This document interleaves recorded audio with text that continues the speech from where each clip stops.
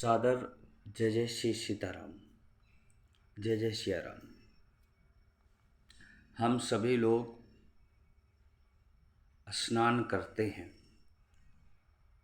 लेकिन शास्त्रों में 10 विध स्नान का वर्णन आया हुआ है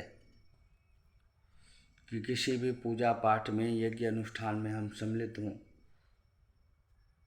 तो 10 प्रकार के पदार्थों से ब्राह्मण आचार्य लोग स्नान करवाते हैं।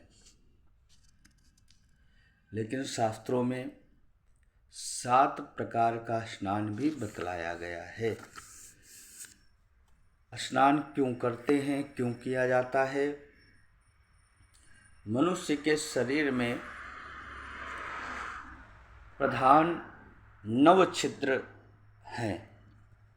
वे रात्रि में शयन करने के बाद अपवित्र हो जाते हैं।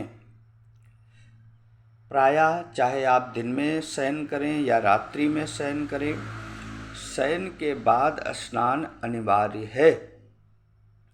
इसलिए प्रातः स्नान अवश्य करना चाहिए। प्रातःकालीन बेला में प्रातःकाल स्नान करने के बाद मनुष्य शुद्ध होकर जब पूजा पाठ के योग्य बन जाता है। शुद्ध तीर्थों में अगर आप गए हैं तो वहाँ पर जो भी पवित्र नदियाँ हैं उनमें प्रातःकालीन बेला में स्नान करना चाहिए, क्योंकि यह मलपूर्ण शरीर स्नान के बाद ही शुद्ध होता है। प्रातःकाल स्नान करने वाले के पास, जो प्रातःकालीन बेला में नित्य स्नान करता है, उसके पास दुष्ट भूत प्रेत आदि नहीं आते हैं। प्रातः स्नान करने से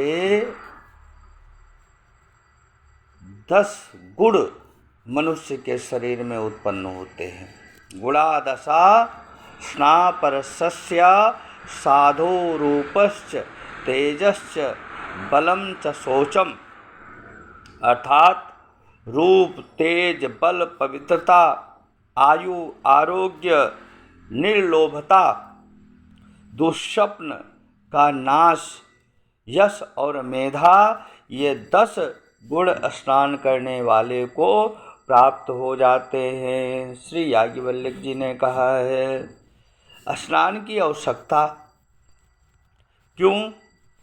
वेद स्मृति में कहे गए समस्त कार्य स्नान मूलक है। अतएव लक्ष्मी, पुष्टि एवं आरोग्य की वृद्धि चाहने वाले मनुष्य को स्नान सदैव प्रातःकालीन बेला में करना चाहिए।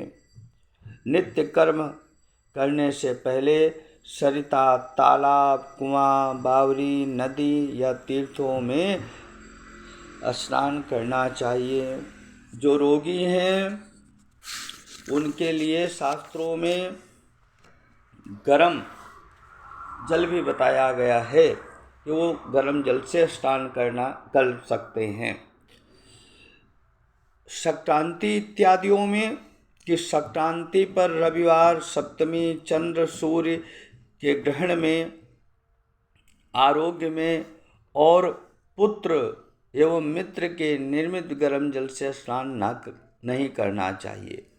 संक्रांति हो, रविवार हो, चंद्र ग्रहण हो, सूर्य ग्रहण हो और आपका शरीर आरोग्य में है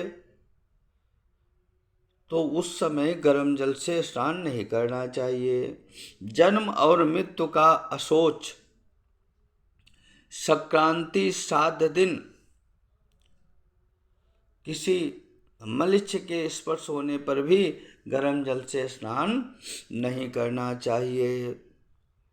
और जो 7 प्रकार के स्नान बताए गए हैं कि मंत्र स्नान, आप कहीं पर ऐसी जगह हैं जहाँ की जल की व्यवस्थाएं नहीं है, स्नान नहीं किया जा सकता है, वहाँ पर मंत्र बता दिया गया है कि मंत्रम भौमं तथाग्नेयं वायव्यं दिव्यमेव च वारुणं मानसं चैव।